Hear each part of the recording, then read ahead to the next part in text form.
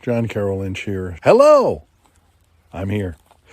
American Horror Story has been a big part of my life and a big part of my work, and it's been a joy to be on that show for a lot of different reasons. I just have one little tiny piece of advice, which is, don't go out there.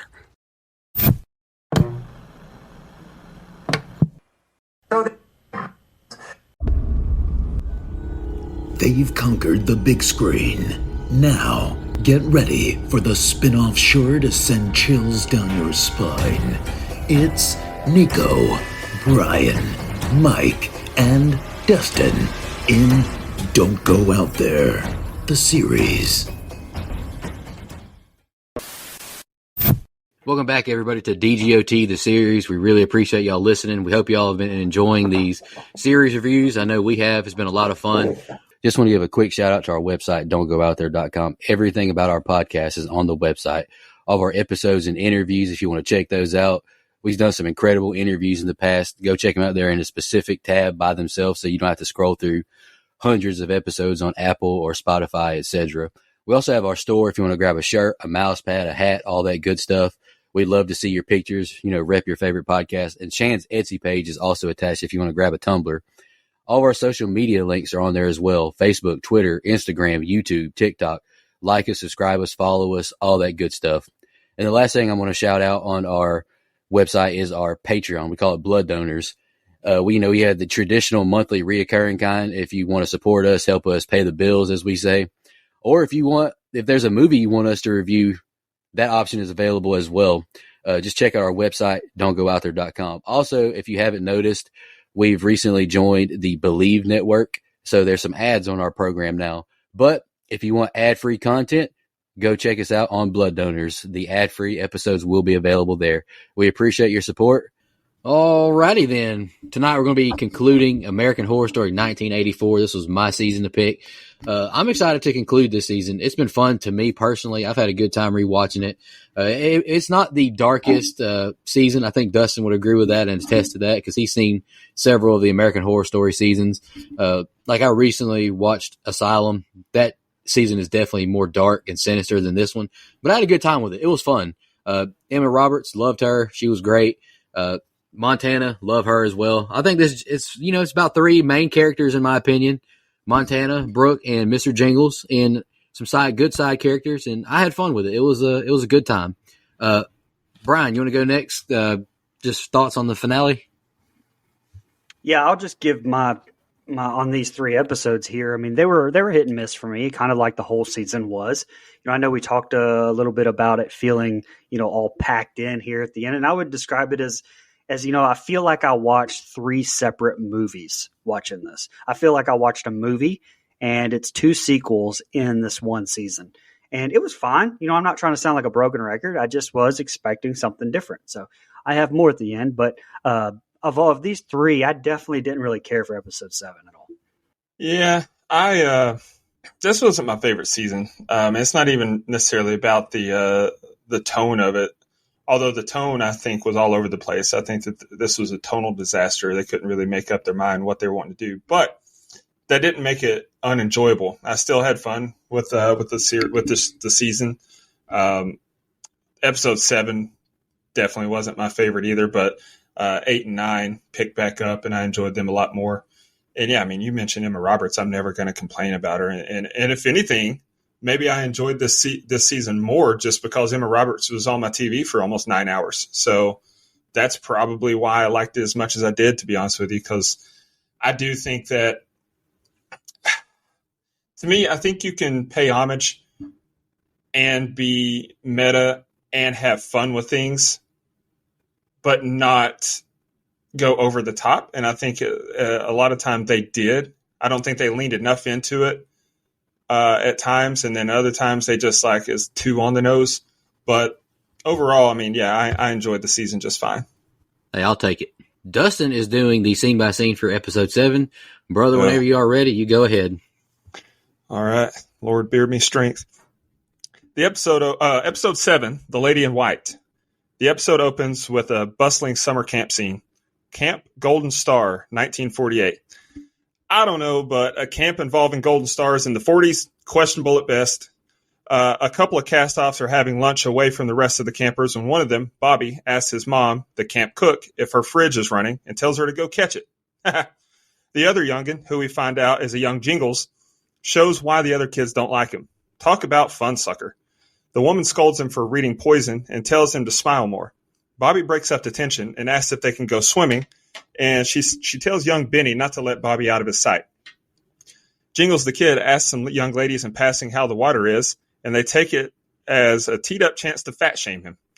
And not for nothing, this young actor looks like the real-life version of Kid Peter Griffin. Swear to God, it's uncanny. Benjamin tells Bobby they're not swimming and tells Bobby to sit on the dock as he goes to spy on the lifeguards getting busy in the woods. To the surprise of no one, Bobby doesn't sit on the dock. He goes for a dip, and the world's most oblivious boaters kill him with their propeller blade. The boy's mother is beside herself and goes from yelling at Benjamin to blaming the lifeguard, and she's right on both accounts. But then she says everyone is guilty, and I can't agree there. After our badass opening credits, we see fake-ass Rita helping Brooke into a hotel room where she tosses cookies all over the floor. Donna explains how she did it and says it'll take a few days for the drugs to get out of her system. Brooke is understandably standoffish about forming a bond and takes a break from her withdrawals to spit food in Donna's face. She's feisty. She then pins Donna to the wall and asks why she's doing this, and Donna explains. She's trying to make up for her sins. Brooke finds a newspaper advertising the concert at the Camp Redwood and says she's going to be there. But not to rock out. She wants to see Margaret die. She calls Brooke to miss the 80s. Donna tells her she knows a place where it's always the 80s and takes Brooke to a roller rink. Okay. Suddenly they are, the two are best friends, I guess. Brooke flirts with a guy, sending me into a fit of rage, and despite all the fun, Brooke is still going to Camp Redwood. Bruce, played by Dylan McDermott, overhears and asks for a ride since his car broke down, but Dee Dee says, nay. That's the first set of scenes. What you guys think? I love the cold open here. Like the use of the desaturation to kind of give you this late 40s, early 50s feel. The movie 61 Asterix uses that same technique when showing 1961, and I love it. I love that fucking elite movie. And I don't know whose choice it was, but Liz Friedlander directed the episode, so I'm going to give her credit because, I can.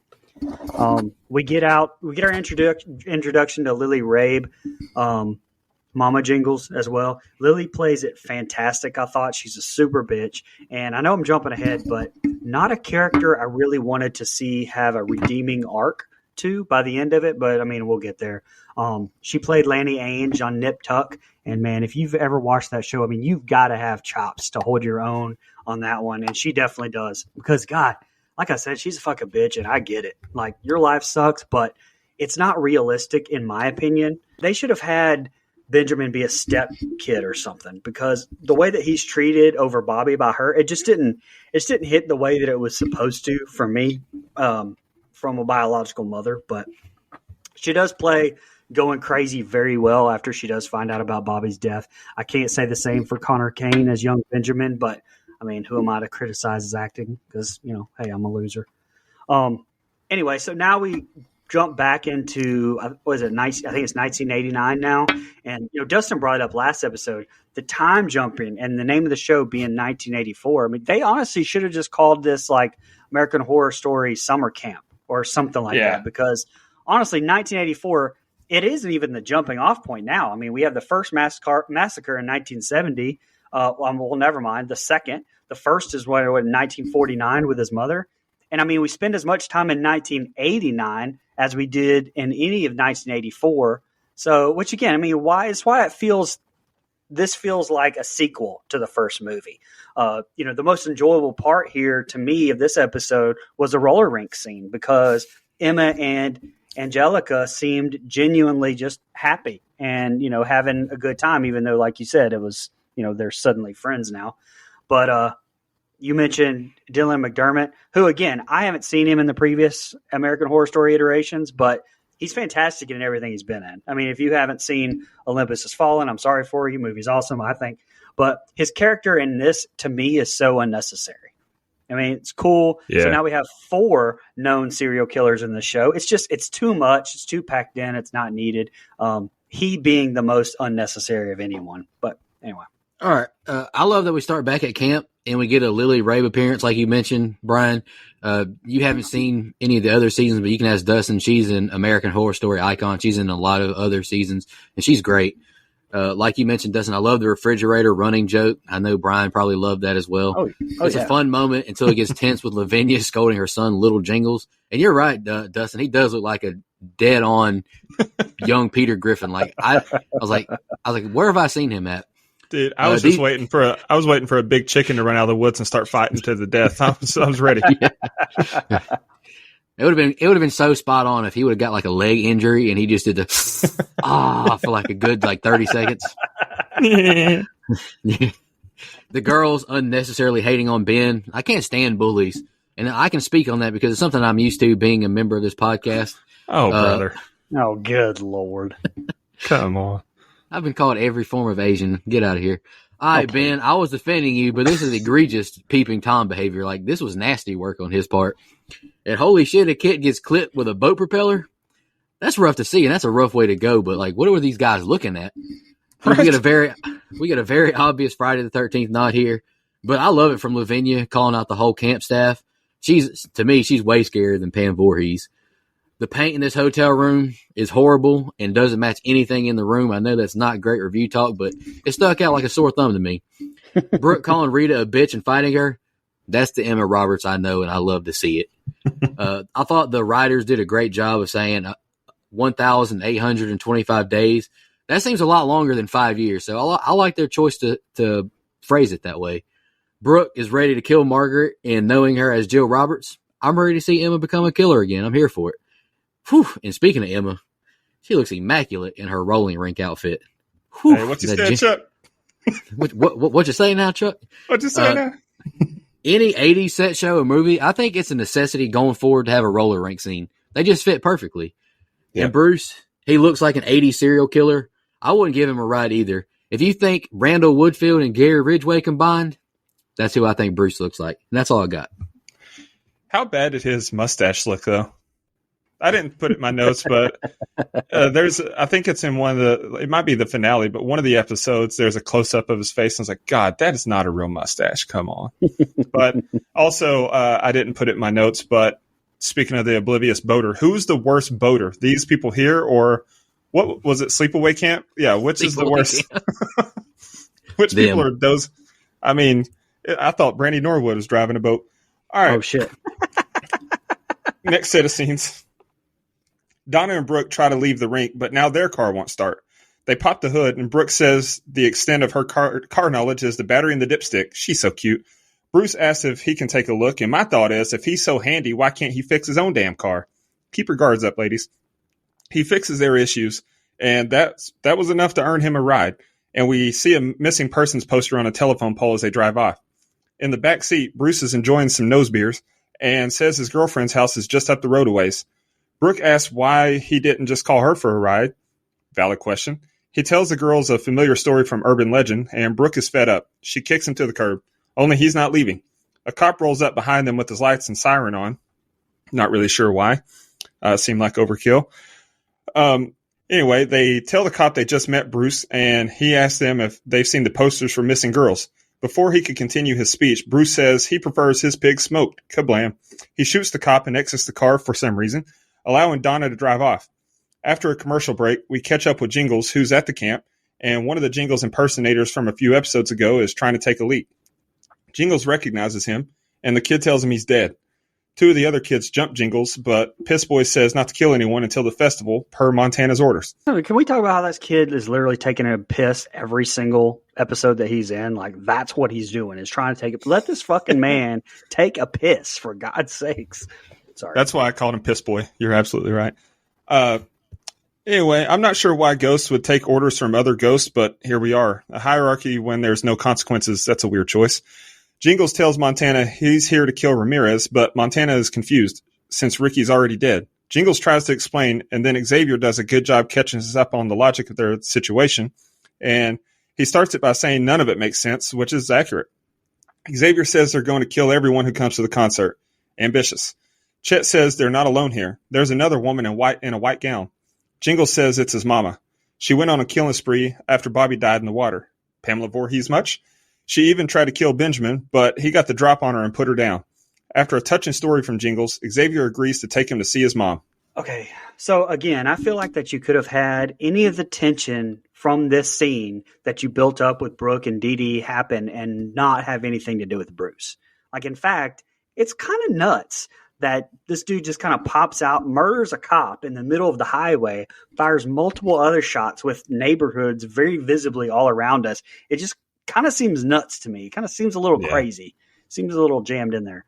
Anyway, this Jingles I'm a victim redemption arc too is taken at this point a lot for me to buy into, to be honest. And that started last week's episodes, I know. But I mean, how did this guy go through so much shock therapy on his brain that the show tells us that he then believed that he was a murderer enough to literally go back out and murder people, to now he's suddenly just a normal dude who the show wants us to feel sorry for. And again, a character I liked a lot more the first few episodes. You know, and as the Woods thing goes, I mean, I can get past what I said last episode. You know, why the fuck are all the victims only the ghosts? Like, where are all the people that the ghost killed? But anyway, the Woods aren't that big. And why does, nobody give a shit that they're ghosts? I don't know. But it's just like kind of accepted and moved on, and a little bit bizarre to me. But we get another Ghostbusters reference. That's 3 now in this series, so I take back everything bad I said about it. It may be my favorite series of all time now. But where the hell was Mrs. Jingles Voorhees during the 1984 massacre, or even the 1970 massacre? Is she just chilling out in these woods, and you kind of just expect me to believe that she killed all of these teenage counselors and then couldn't catch Fatty 2x4 after she stabbed him in the calf and then just kind of ran into the knife? That was awful. Like, I did not buy into that whatsoever. I agree, and I'll take it a step further. If they're going to introduce Mama Jingles here, I kind of wish that she would have been the one that did the murders in 84, like in 78 and then 84. Like, maybe Margaret's innocent this whole time and she's the one that's being framed. I don't know. Yeah. All right. If I were one of these ladies, I'd be very skeptical of Bruce fixing the car. It seems a little too convenient that he was there to offer a hand, like, right off. Like, maybe he was the guy who fucked it up, Interesting phrasing from Rita. Once a guy's gone under my hood, he's not a stranger anymore. What do you mean by that? Very nice touch showing the missing women flyer on the power pole as they drive off. I thought that was a really nice touch. And like I mentioned in the last set of scenes with Randall Woodfield, like, that was one of his MOs, like killing women along the highway. I forgot that Bruce shoots the cop, and I got a big jump scare from it. And I really appreciated the fact that Rita and Brooke drove away. I know others might have frozen up in that moment, but I appreciate them leaving and having the sense of mind to do that. And man, if I were these guys killed by Jingles, I think I would have exacted my revenge on him. I chuckled at Montana saying being a ghost felt like emptiness and longing, but that's how she felt alive too. Real as fuck, to be honest. Connor Kane is perfectly cast as a young Jingles, and I really enjoyed this flashback scene with him finding all the dead bodies from his mother's massacre. I couldn't imagine the trauma of being forced to kill my own mother, but it was really well acted by the both of them. And then I thought it was funny that Montana just keeps volunteering people all these years later. It cracks me up. All right, this is the ending. After leading him to the spot, Xavier tells Jingles that he's on his own from here. Jingles walks into a rundown shack and takes a moment to play with one of Bobby's childhood toys before being greeted by his dear old mama. He asks her if she's been here this whole time, and then asks if Bobby is there too. Bad move. That triggers her rage. She misses him, and she can't find him.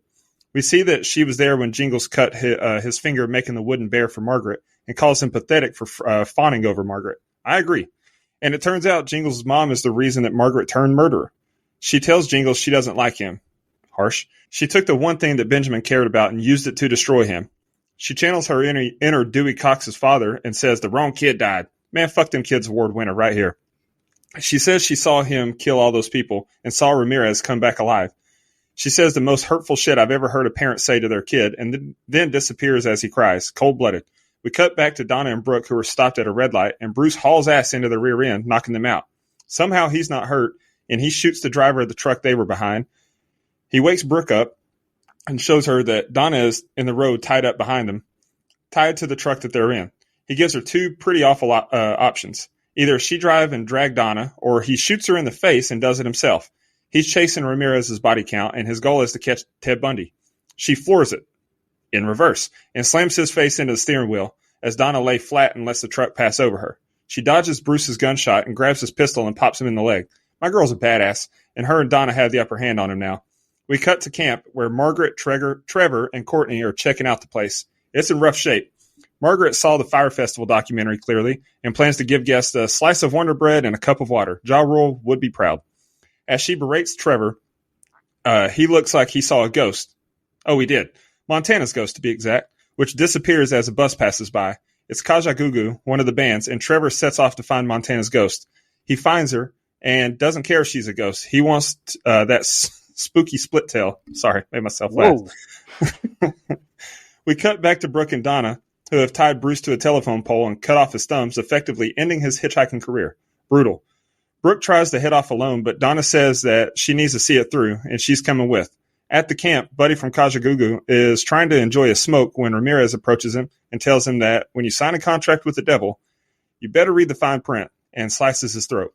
Courtney takes a gift basket to the tour bus, where he finds the rest of the band slaughtered. Old Jingles is sitting on the dock where Bobby died when his mom comes to tear him down some more. After a heartfelt speech about his son, Mama tells him to go be with his son and that he's no match for Ramirez. Jingles says he knows, but he's no pussy. In another Mom of the Year moment, she tells Benjamin he should kill himself, which he does, and he responds as a ghost. All right, then. End credits. Yeah. So I'm going to be honest here, just at the start of this, there wasn't really any shock factor at all to me when Jingles entered the shed, found his mom. And I mean, why was he surprised? That's literally why he went there to begin with. And we as the audience just literally met her 16 minutes ago. So it just didn't have the intended effect on me anyway that the music cue and his shock face said that I was supposed to have watching it. Now, I will say, give her props. Lily does kill it, though, again, especially when he mentions Bobby and she freaks out. Very good acting there. Very effective with her and that audio sound, the effect on her voice. Great. But, okay, so this chick has been out here since 1949, just chilling. Still acts like it was yesterday, though, for some reason, regarding even speaking Bobby's name. But that kind of leads me into something else. And I'll call out something else here. When she talks about feeling that primal feeling and that it was, whenever Benjamin and Margaret were at that table in 1970, she was right there. They can't see her. You don't even have to turn your head and see her standing there. We've got no peripheral vision, at all. And we're to believe that she went yin yang twins and gave a little whisper song to Margaret. And that is what set her off. She's got powers of influence now. Where'd that come from to never be seen again? And to be honest, if this is where the episode ended, I would absolutely loathe this episode. But the last 10 minutes here where we see that fucking just awesome slow motion wreck with Bruce who stole the police car, that's one of the best wreck sequences I've ever seen. It's right there with the one from Death Proof. It's actually very similar. Absolutely just fantastic effects. Props to AFX Effects and Frank Siglia and Alex Hill. Amazing work there. And that is where I think that the episode should have ended, though. Having the rest with Brooke somehow becoming Jason fucking Bourne with skills she learned in isolation in prison for 5 years. Come on. That was a bad call in my opinion, but the wreck had it ended at least on somewhat a higher note for me. Still probably my least favorite episode so far. I can't believe Brian drafted Emma Roberts and now he's just hating on her being Jason Bourne reincarnated. I can't believe it. I was thinking more Jill Roberts, Emma Roberts, I think. I'm joking. All right. I enjoy the scene with Lavinia and Jingles. Lily Rabe is such a good actress delivering this story. And I thought John Carroll Lynch had a really nice presence on screen. I like the reveal that, yeah, he's great. Like I mentioned earlier, I would like to see him in some more slasher type movies. I might draft him. Sure. Who knows when we do another draft? Hey, easy now. I like this reveal that Lavinia. I like the fact that Lavinia helped sway Margaret down the path she took. Thought that was a nice touch. Lavinia is the worst mother. I almost stuttered bad. Holy moly. Lavinia is the worst mother I've ever seen on screen. I can't think of any other moms or mothers that we've reviewed that's as nasty and hateful as her. My goodness. Bruce, my man, is not fucking around in the slightest. My God. And big props to Dylan McDermott. This guy is fantastic for portraying an 80s serial killer. He has the look, the cadence, everything. He nails it. And then I wrote as I was watching, hell yeah, Brooke. Imagine not calling her a scream queen. Fuck that person on Facebook. She just pulled off one of the greatest Uno reverses I've ever seen. Emma Roberts is so good as a menace, cutting folks' thumbs off and tying him to a pole saying hitchhiking days are over. I thought that was hilarious. And another great moment between Jingles and Lavinia on the dock, killing herself by stab to the gut. All right, then. But I'm not buying that he died that quick. It was a good ending, though, and I had a good time with this episode. I think Dylan McDermott is good. I just think that there was just too many killers packed in there. He might have played a better Night Stalker than old dude, honestly. I mean, he did a very good job.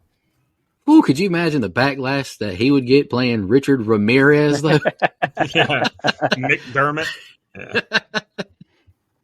I always think of the Campaign when I think of Dylan McDermott with Will Ferrell.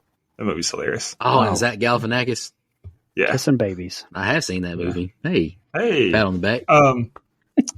You guys have any trivia? I've just got one little one. I've got one as well, so you can go ahead, man. I wonder if it's the same one.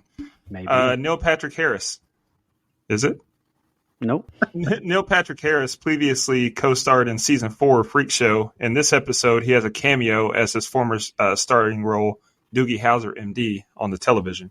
Benjamin's Mr. Jingles' house appears to be the exact same set used for Kit Walker's house in season 2. Hey. Facts. I don't know anything about that. Since you guys kind of let your thoughts be known, my brief thoughts here. I think it was much better than the last couple of episodes. It still wasn't my favorite, but it's tying everything together. It had some new wrinkles that were added in that kind of worked for me.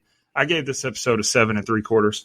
I got you. Where's this rank? I said that this was probably my least favorite episode of the whole show. Where's this rank for you, Nico? This episode?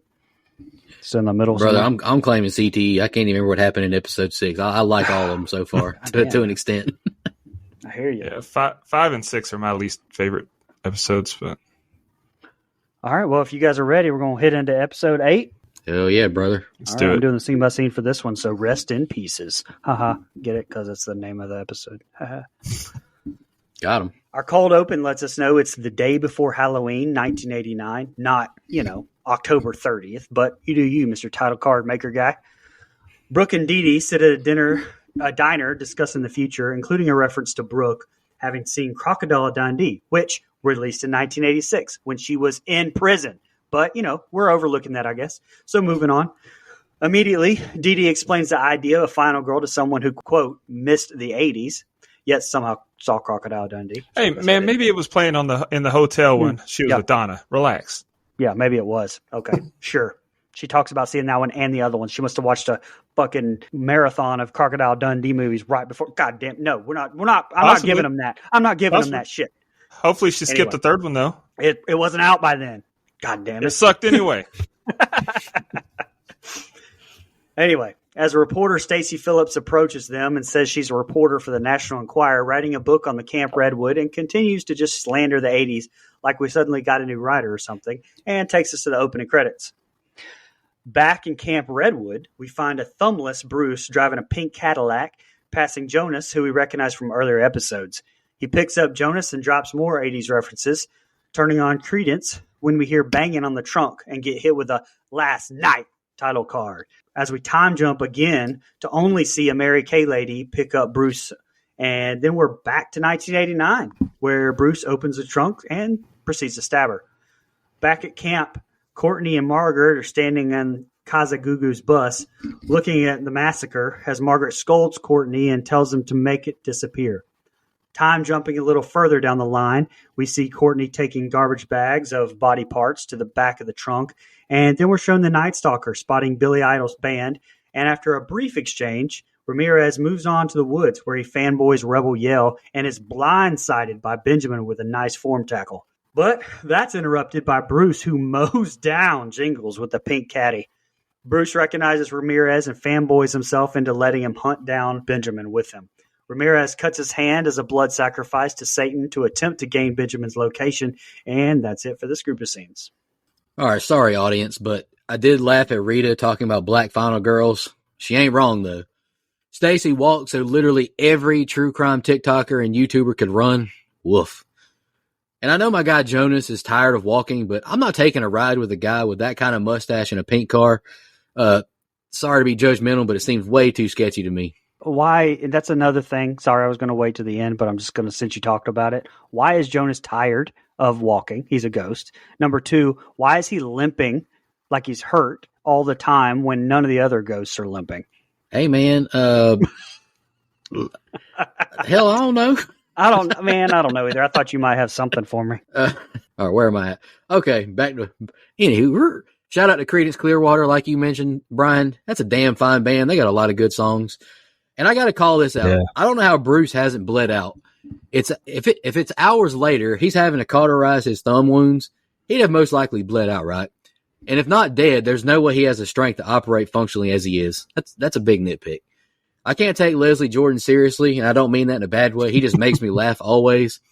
Big props to these actors and actresses who somehow manage to do their job around him. I would just be dying laughing the whole time. It's like trying to do this show while Dustin does scene by scene and cracks you up laughing. And the rumor has it that Leslie Grossman is in talks to be in Scream 7, and I hope she is. She would be perfect parallel to someone like a Gail Weathers. I think she would be great. And I wrote LOL at Ramirez telling the band members he's with Satan, and the guy is just accepting it. 80s rockers, man. What a time to be alive. Ramirez with a brutal eye gouge on Jingles, and every time I see an eye gouge, I can't imagine how painful that is, and I hope it never happens to me. And also, am I a sicko for thinking this scene between Bruce and Ramirez is interesting and humorous? But throughout history, serial killers did inspire other serial killers, so it's at least a little bit realistic. And that's all I got. Go ahead, Dustin. All right. So, great call having, a Halloween tie-in with the season. I mean, how could you not? And I like the meta play of Donna explaining Final Girls and the black character stereotype to Brooke. That was good. Really cool shot of the entrance of the camp before we see Bruce pick up Jonas. I like how the camera was used there. Seeing how Bruce cauterized his thumbs is brutal as fuck. I get it. Maybe implausible. I don't know if he would have bled out. He certainly wouldn't have had the strength that he did, but that was brutal. You mentioned Leslie Jordan. I mean, seeing Courtney carry the bags with the bodies in it off the bus, that cracked my ass up. He was so small, and just everything he did was funny. And then I laughed again when Bruce plows into Jingles with his car. That shit was out of nowhere like an RKO. It made me laugh. You mentioned we've talked about how this episode isn't as dark, so I'm not into it for the same reasons I'm into some of the other seasons, but at this point, I'm having a lot of fun with this episode in particular. I'm in. Okay. Back at Brooke and Dee Dee's hotel room, we get a knock on the door from the reporter, Stacy, who says she knows who both of them are and invites them to her hotel room for an exposition dump on how she knows who they are. They promise her a story, and she promises to buy them tickets to Paris if they're right. We then jump back to the camp where Benjamin wakes up and runs into Ghost Jonas. He proceeds to hold him at knife point for literally no reason and talks to himself and then pushes Jonas to the side. We then cut to Montana and Trevor, post coitus. Montana explains her plan to kill everyone who comes to the concert, and Trevor says it's easier just to watch cable TV and floats his plan to stay there forever with her. We are then shown Margaret, who is roaming the woods as well, missing all the ghosts apparently. She has seen the two exit from the cabin via binoculars. Back in the woods, Ramirez and Bruce discuss his hatred for Jingles when they're interrupted by Xavier, who shows them where Jingles is actually buried. Benjamin appears and stabs X, who rolls into a now open grave somehow. Okay. Ramirez tells Jingles he is leaving to go to Alaska and kill his son, and the two start sword fighting with hunting knives when Benjamin has half his head blown the fuck away by Margaret. Margaret says she has a plan and needs all of the serial killers she can find. Lucky for her, she just came across 3. We then cut to Brooke and Dee Dee now in the woods at Camp Redwood with Stacy. After explaining some of what happened back in 1984, Brooke discloses her plan to kill Stacy to Dee Dee, and then we cut back to the group of ghosts, led by Montana, who now have Mr. Jingle strung up to a tree. He pleads with them to let him go, using his son Bobby as the main reason, and exposes Montana as to being Night Stalker's former lover as well. Another cut, and we are back to the shed as Brooke lures Stacy inside for some murder. But her plan is foiled by Dee Dee, as we are treated to Eye of the Tiger from Rocky, as we watch Stacy run through the woods with some great camera work. Unfortunately for her, she runs right into Margaret, Ramirez, and Bruce. And despite some attempted convincing, Night Stalker kills her. Margaret explains her plan to kill every musician except Billy Idol and make a fortune off of it. And the next set of scenes is the ending. Whew. Hell yeah, brother. Stacy, like I mentioned earlier, is such a that person. The prototypical podcaster and true crimer, but props to Stephanie Black. I thought she did a good job in this episode. I got jump scared by Jingles yelling as he comes back alive. Whew. And like you mentioned, Brian, you're scene by scene. I got a laugh out of Trevor saying it's probably easier just to get cable TV installed. Yeah. Shout out to my man with the elite mustache. Good call, Bruce. I would leave too. I would not want the smoke from Richard Ramirez. That dude's a psychopath. Great plea from Jingles to the group. I think any father would do the same. And hell yeah, Rita saves the podcaster's life. Eye of the Tiger starts playing. This is awesome. But a few moments later, poor Stacy, she gets away to safety until she runs into Richard Ramirez and two other psychopaths. That poor lady. And this is all I got. I didn't have a lot. Margaret is the most sadistic businesswoman I've ever seen. But make your money, girl. I ain't mad at you. Yeah, I mean, of course the Inquirer reporter knows who Donna and Brooke are. I mean, the Inquirer is the pinnacle of credible journalism. I doubt that she would be able to fly them to Paris first class, though. I don't think the Inquirer is paying like that. Trevor, you already mentioned it, but another funny-ass line, probably easier to get cable TV installed. Like, his delivery is what makes it so good. I do like this new Brooke. She's hardened by prison. She's edgy. I'm even more in love. Colin Ramirez, Satan's ball washer. That was great. I laughed again. This has got to be the funniest season of this show by far. I loved Eye of the Tiger playing when Donna stopped Brooke from killing the journalist, and her bitch run, the delivery. It was just great shit there all around. And then, yeah, Margaret, Ramirez, and Bruce. That's a hell of a team. I would not want to run into them. This is a great set of scenes to set us up for the ending. I'm excited to see how it plays out. All right, fellas, this is the ending. Last time we saw Trevor, he was exiting the cabin with Montana, and now we find him running through the woods looking for Montana. He tells her that he wants to kill himself and stay there with her forever. She says that's stupid as hell, and she's a monster.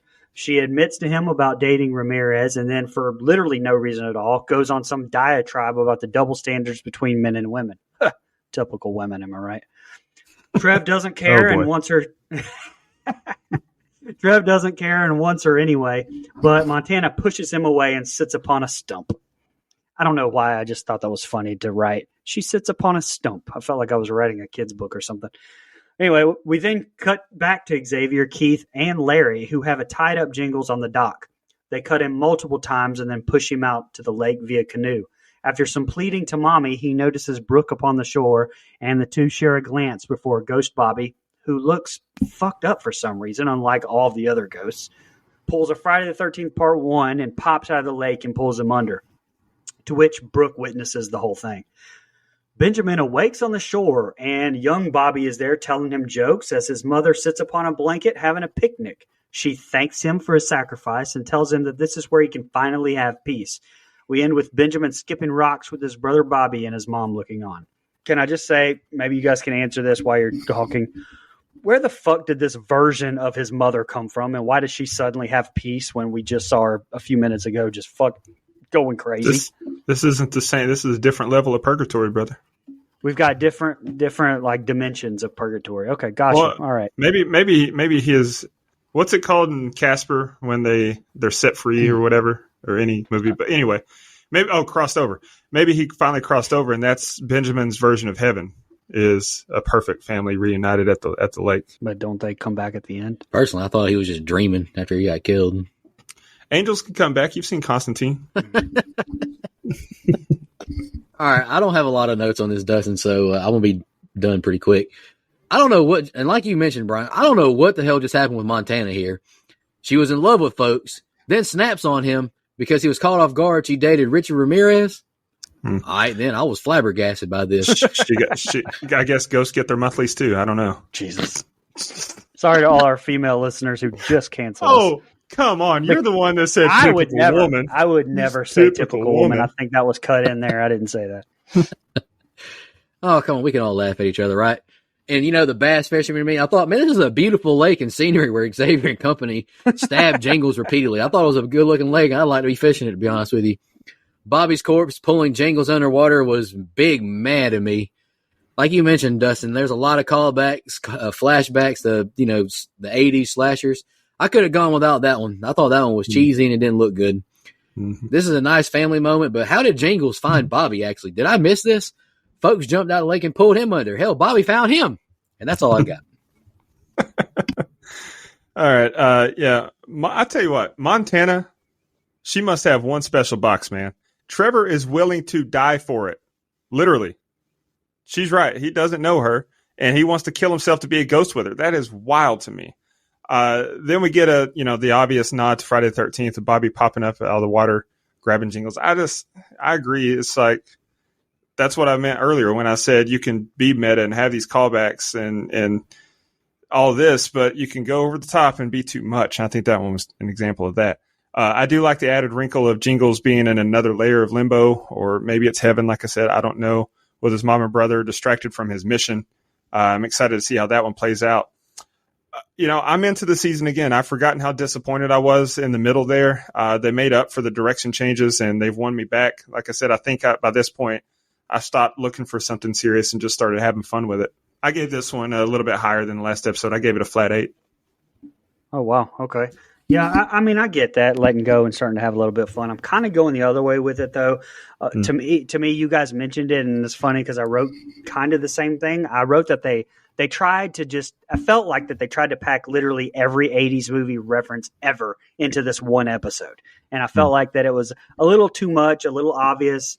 With that said, I thought that this was exponentially better and easier to watch than last episode. Probably the best of these three here.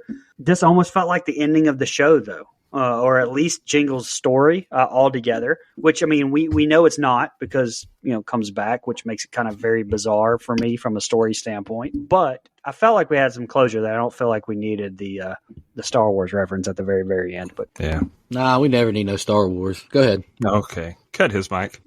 He won't even know what reference I'm talking about, but you get it. I don't remember. Was Luke somebody's father? No, you didn't see Jabba the Hutt. He was there whole time. Oh, okay. Oh, sorry. That was Birdie. Sorry. Oh my God. I'm sorry. I regretted that one as soon as it came out of my mouth. Y'all got any fun facts you want to share? Nope. No, I'm good. All right, that was a good one, Dustin. Good one. Appreciate it. All right, episode 9, Final Girl. This is the finale of American Horror Story 1984. And y'all had a good point. Maybe they should have called this Camp Redwood instead of 1984.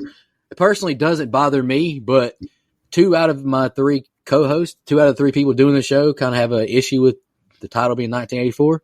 So I can see where a lot more people have an issue with it. So maybe they should just went Camp Redwood with it.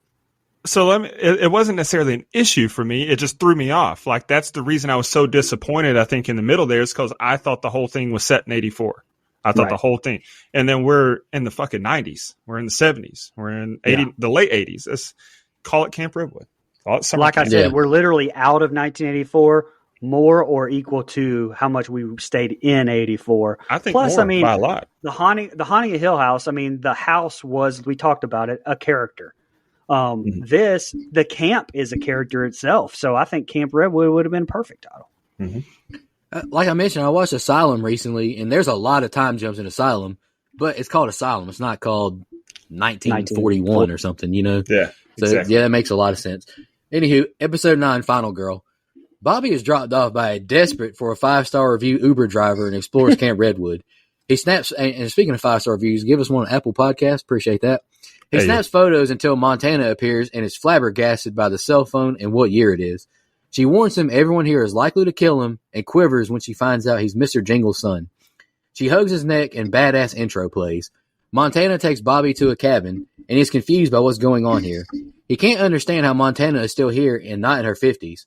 Trevor appears still charming and Bobby is growing more confused. Bobby tells him about his aunt raising him and telling him the truth about his father on her deathbed. Montana tells him his dad is dead. Montana shoots herself in the head, and Trevor begs to be stabbed but slits his own throat. Bobby goes to leave, but Montana and Trevor are outside the door. Trevor tells Bobby of Halloween 1989. Margaret tells her attorney to execute the contract, or she will execute them. Ramirez tells Margaret he was promised Billy Idol. Margaret shoots and kills Courtney, who told Trevor about the band's death. Trevor is turning attendees away, and Margaret arrives. Trevor is shot by Margaret 3 times outside of the Camp Redwood lines and is at risk of not being immortal. He crawls with all of his might but stops right at the edge. Brooke appears and helps Trevor make it into Camp Redwood. Trevor falls into Montana's lap, and Brooke walks away saying she helped him because she's not like her. Bobby is shocked Brooke escaped death row. Montana says that one act changed her, and Montana had all the killing stopped. Trevor says they became a community. Bruce catches up with a counselor and goes to kill her until Trevor appears, killing him with a machete, kicking him off Camp Redwood property. Montana reunites with Richard, and she tells him how much she missed him. She offers to take him to Billy Idol, but he puts a knife to her throat. However, she convinces him and leads him to a shack. All right, Bryce, opening set of scenes, what do you think? All right, a lot happened in the set of scenes here, I think, so bear with me. And I'm trying not to harp and sound like a broken record here, but so now we're in 2019, and this feels like the point where it's now the second sequel if we were watching a movie. And, not only does it not seem like the same season to me, it feels like twice removed from that now. So just my opinion. We're introduced to Finn Wittrock here as Bobby. I've never seen him in anything, but I think he does fine in this role. And you know what? This kind of reminds me a little bit of Jurassic World, which I'm sure Nico will get because I'm sure he's seen Jurassic World. But in a sense where you're all these years removed from Jurassic Park and returning to that park, and there's all these hints and things from the original movie. I mean, that's what this kind of reminds me of here. Honestly, this kind of got me too excited, probably. Especially seeing the wood chipper with all the blood in it. Okay, some shit really went down. And in my mind, though, I'll go ahead and say it. I won't save it till the end. Very disappointed that there was no big music festival massacre. Like, I thought we were going to get a Freddy versus Jason cornfield rave type massacre thing, at least. So that really disappointed me, to be honest, that we didn't get that. The talk with Montana was cute. Her not knowing what a phone was, the whole exchange, to me, it was just cute. But there's a lot wasted here, like 10 minutes wasted. Her and Bobby figuring out what we already, as an audience, knew. So, I mean, it was a welcome flashback to 1989 for me when it happened around the 10-minute mark, pretty much exactly. Unfortunately, though, it's me being shown that there isn't going to be a music festival, and I got blue balls for nothing. But speaking of blue balls, holy shit, at Trevor being shot in the dick. Like, damn, that was brutal. Good moment, though, with Brooke. And we basically see Montana's entire character shift after this, and Bruce quickly dead, pushed off the property. So he's dead for real. To me, a complete waste of time, in my opinion, for him to even be in the show. I feel like that it was just so Dylan McDermott could get on the show somehow. And it didn't really add anything to the story, in my opinion, anyway. Last thing, surely after all of this, we're going to at least get to see Billy Idol, right? I mean, it's been set up all season talking about it. We're at least going to have a guest appearance by Billy, right? Right? Okay. No, I think he was helping Julia Gulia on the airplane. Julia Gulia. And The Wedding Singer. But do you have something you were going to say, Nico? Yeah, I was going to ask Brian, don't we get blue balls literally for nothing every time? Oh, God. I'd let you pass the mic to you for that. Thanks for That's true. I mean, it's true. Okay. Before I get into my scene by scene, Brian, you mentioned Finn Wittrock, who did fine in this role. I know him because I recently, in my A24 watch through, watched a fantastic movie called The Last Black Man in San Francisco, and he's in that. But also, he's in a movie that I plan to pick for us to review called Deep Water. Apparently, it sucks, but it's Ben Affleck.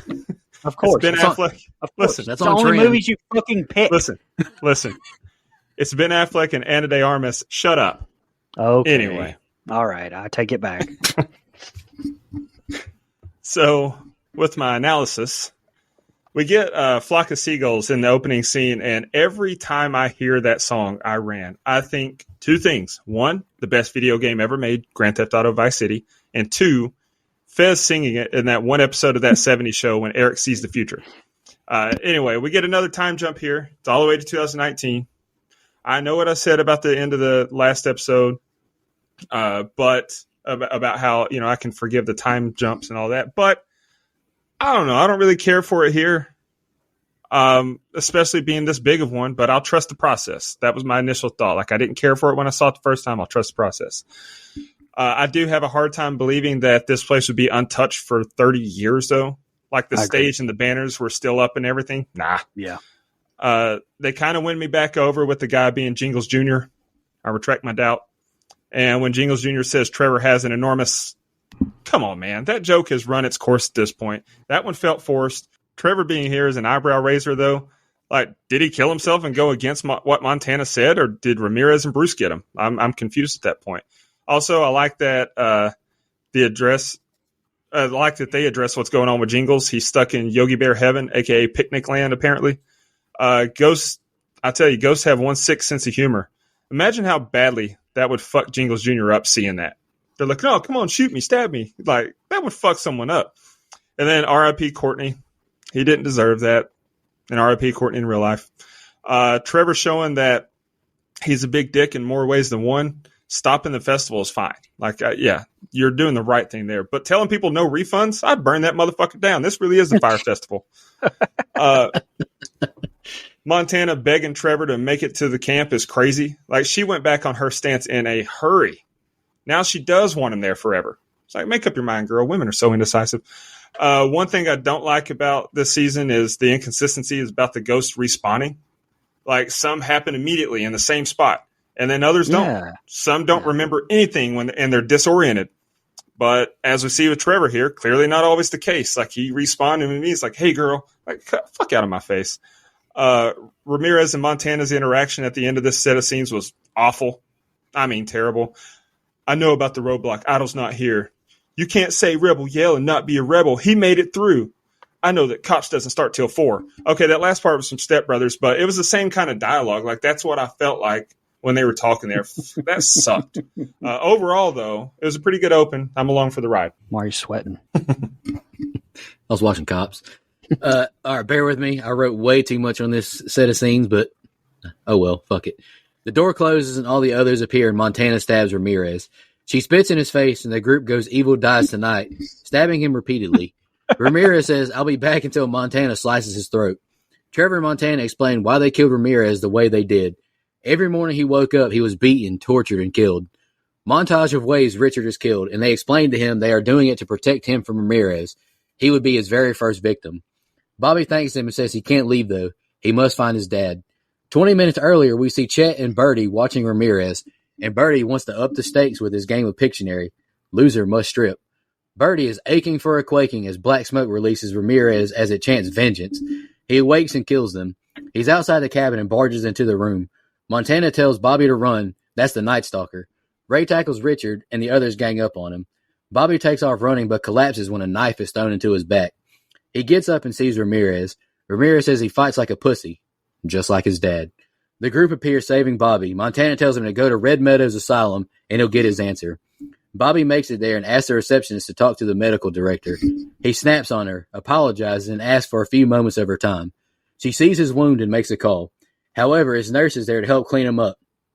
Or possibly admit him, because he did act kind of crazy. He says he needs answers on Benjamin Richter, and Rita appears. She talks to him in her office, and I kept calling her Rita because on IMDb she was still called Rita. Fuck it. I know her name's Donna now, but I wrote Rita. The subtitles still say Rita. What the fuck are we doing here? Hey, shout out to Rita. She talks to him in her office, telling him the truth about Margaret. Margaret's on the phone until suddenly the lights go out. It's the whole community of ghosts with torches and weapons. She gets her gun, and Rita appears slashing at her with a knife. The two fight, and Margaret gets the upper hand. Brooke tackles her into a wall, stabbing her, but she shoots Brooke in the gut. Rita screams, but lets the ghost inside. Trevor cuts her arms off, and they shoot her flesh over the property lines via a wood chipper. She screams in agony as she's delimbed. She's decapitated and her body and head put through a wood chipper. Rita hates Brooke never got to see Margaret die. Rita says to Bobby she was the final girl. Rita visited, but it was hard for them to see someone grow old. Bobby thanks her for the checks, but Rita denies sending them. Bobby says there's someone else. Maybe you aren't the final girl after all. All right, Brian, that's the next set of scenes, and the next set is the ending. Okay, so first of all, Ramirez's death was fucking awesome. Like, it was brutal as hell. Probably my favorite death in the show. The throat slash, everything about it, amazing. And this is kind of what part of me wishes that they'd adopt with Jason, like a demonic possessed being that you can't kill off, that it just kind of keeps respawning in the camp, essentially. I don't know. This kind of shows that it can work, so just saying. And man, Bobby is he's just right on board with this whole story, isn't he? I mean, I think I'd be a little bit more like the fuck or skeptical, but man, he's boom, he's right on board. The montage of them killing the Night Stalker over and over again is awesome too. But you talked about, Dustin, about it being just inconsistent about where they respawn. How quick do they respawn? Because I mean, if it's like an hour or so, or I mean, after years, you can't. I mean, you're killing him every hour for 30 years. I mean, it never says how quick he comes back, and I think that there's just no way they'd be able to do this. And I mean, speaking of that, come on, like the exact time that Bobby shows up after all of these years, all of these times of them killing him, that's the exact time that Ramirez finds a way to avoid being killed again. Okay, I mean, whatever. But he gets tackled and is just laying there being chopped up by 5 different people.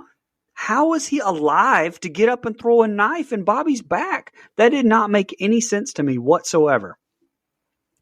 I mean, and then, okay, Bobby gets stabbed in the back with a knife, but he's pretty much seems okay.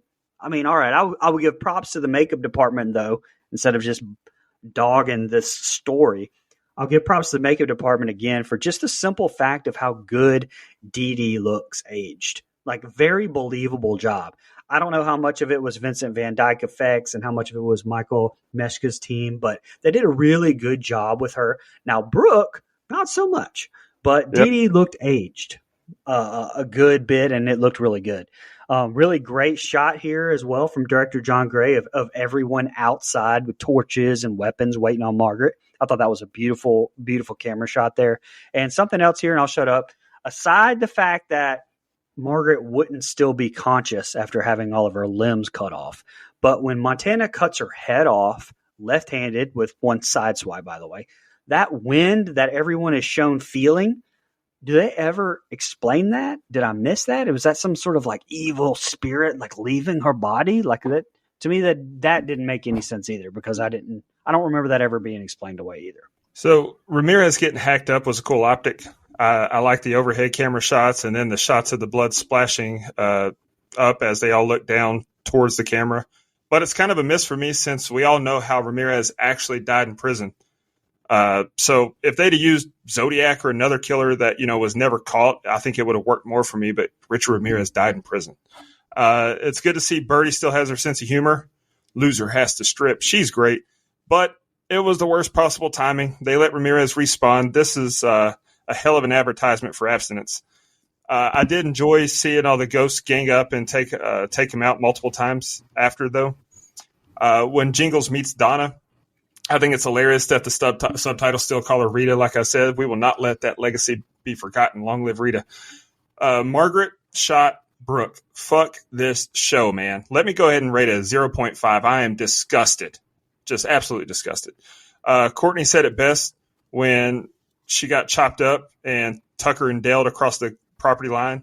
That was so gratifying. Yeah, fuck her.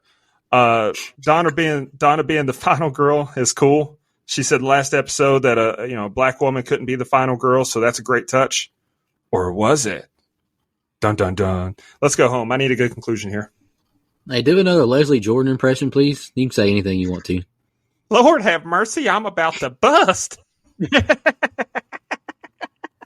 one of my favorite videos is.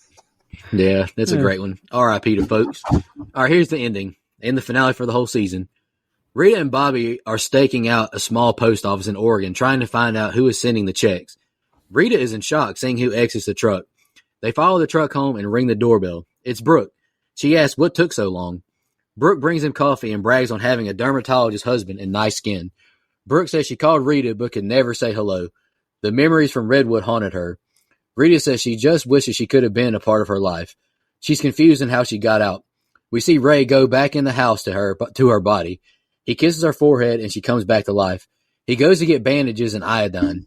He pours it on her wound and she cries out she doesn't want to die here. He says she won't.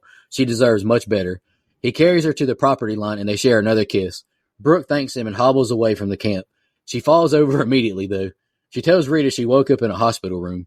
Bobby asks her why she helped him all these years. She explained his dad was her inspiration, that it was possible to have a real life. She tried to keep him away from Redwood. The two ladies say they're bonded for life, and Brooke says they're both the final girl. Rita offers him to buy lunch, but Bobby is heading back to the camp. Bobby is back at the camp and stares over the water. Margaret appears and the two converse. She says she can take him to his father. He says he doesn't trust her, and she walks away. He follows her, and she goes to kill him, but Jingles appears saving him. Bobby hugs his dad tightly. The two share a loving moment, and he tells Bobby, "I will always love you," but that's interrupted by Margaret stabbing Jingles in the back. Bobby runs away until Lavinia appears. She tells Margaret he deserves to have a happy ending. She slashes Margaret's throat, and she tells Bobby he's handsome, just like her Bobby have grown up. Lavinia tells her group to take Margaret. Montana tells Bobby to leave and never come back. But don't forget us and tell your kids about us. The 80s will never die. Bobby runs away and makes it outside the camp entrance. He turns around, seeing his family, and they share one final stare until he walks away. Brian, what do you think about the ending? Okay, so first of all, I brought it up earlier. I'm going to bitch about it. No Billy fucking Idol or even a look-alike. Like, was that really too much to ask from showrunner Ryan Murphy? I also didn't really care for not finding out why the camp was trapping all of these souls. And again, where the fuck everyone else was that had been killed by the ghosts all these years. And I don't know if I loved the Star Wars Return of the Jedi ending with Luke Skywalker looking back at all the three ghosts of his family. Mm-hmm. That was the reference there, Nico. Again, Brooke's non-aging thing, though, was left ambiguous as well. Like, what was up with the makeup department that day? And it was enough that they felt like in the show that they had to throw that line in there about her not really looking like she'd aged because she was married to, what was that, cosmetologist or plastic surgeon or something? Dermatologist. Anyway, it was enough that they felt like they had to say that. So it was, I don't know what was up with that. My favorite part of the entire thing, though, was Montana asking Bobby to tell his kids their ghost stories so that the 80s lived on. I may not have been a fan of anything after, episode 4 that much or how they wrapped it up, but that line right there was, goddamn, that was a really good line. And so we're sure that Brooke never banged Montana's brother because, she may get the benefit of doubt from Dustin because of who she is, but after True Detective, I'm not so sure. Oh, come on. No. You're not going to compare apples to onions here, pal. Listen, she denied it. Ghost Ray took her V card. No. Okay, no. All right. Okay. On a serious note and kind of on that subject, I honestly kind of expected them to at least have a discussion about it. Maybe Brooke say that he came over and came out as gay or something and her fiance misunderstood and went nuts. Like, I don't know, just some explanation, but we never did. They don't need an explanation. Dude just overreacted. An overreaction is getting mad and not marrying her, not murdering everyone in the fucking wedding. That's a little bit more than an overreaction. Some people have loose screws. Shout out Chris Benoit. That was an overreaction too. Doesn't Mike say that Chris Benoit was framed? I don't know. No, I say that. Mike doesn't buy it. I say that. It was Kevin Sullivan. Go ahead. Anyway, there's my sporadic thoughts on what I thought was a kind of sporadic last half of the season anyway. So yeah, Brooke's alive. Let's fucking go. Season is saved.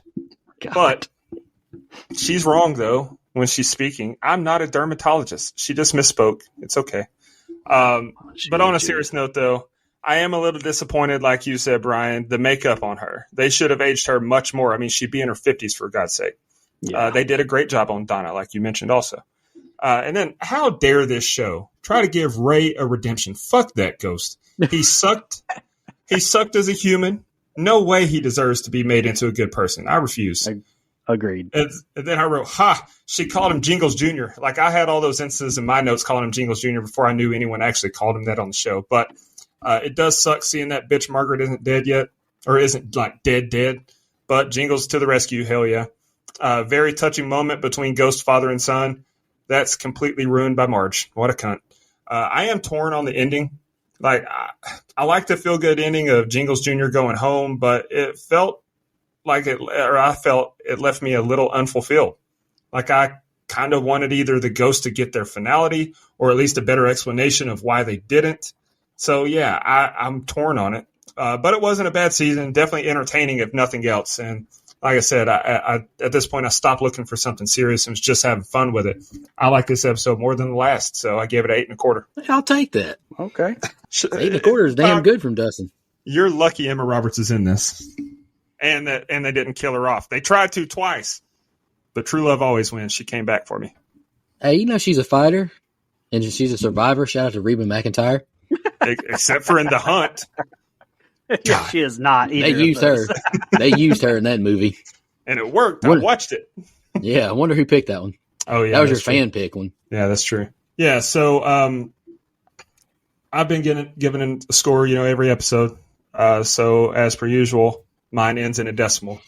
My overall rating for season 9 of American Horror Story, 1984/85/78/2019. Anyway, I gave it a 7.67.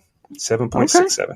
I think after my second rewatch, even though I can't remember shit. I don't know why, but I can't remember these episodes like I do a movie. Like, I don't know if I'm the only one, but like, I can pretty much tell you like what happens in Friday the 13th, 1 through all of them. I can at least remember most of it. These seasons, I can't remember. I don't know why, but I had a good time with it.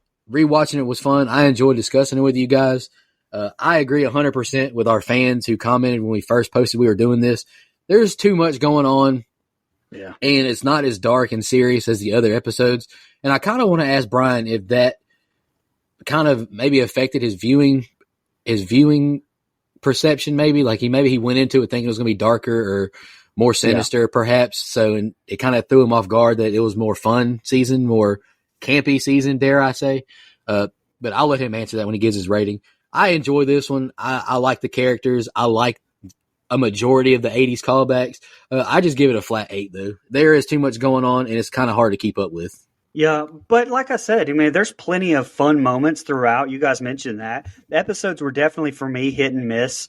I'm not going to reiterate my talking points, but I will reiterate that, again, I felt like that I watched 3 different movies in this season instead of like one cohesive thing like Haunting of the Hill House was. I mean, that also time jumped through all kinds of times, but it did it cohesively, in my opinion, and that's not something this did. The fun moments and Billy Lord stealing it for me was definitely enough for me to give it a higher score, and I gave it a flat 7. Okay. 7's so good. that gives us a composite score of 7.556666667. Whoa, a lot of 6s. IMDb has it at a 7.81, so we're pretty much in line there. Hell yeah, I'll take that. Brian, I hope you weren't underwhelmed with your first season of American Horror Story. I will say, I'm going to pick Asylum for sure. I enjoyed the hell out of Asylum when I watched it. I think you'll like that one for sure. You'll get more of an authentic feel too. You get Sarah Paulson, Jessica Lange, Evan Peters. God, Evan Peters is good. You get more of an authentic feel. Really, some OG cast members.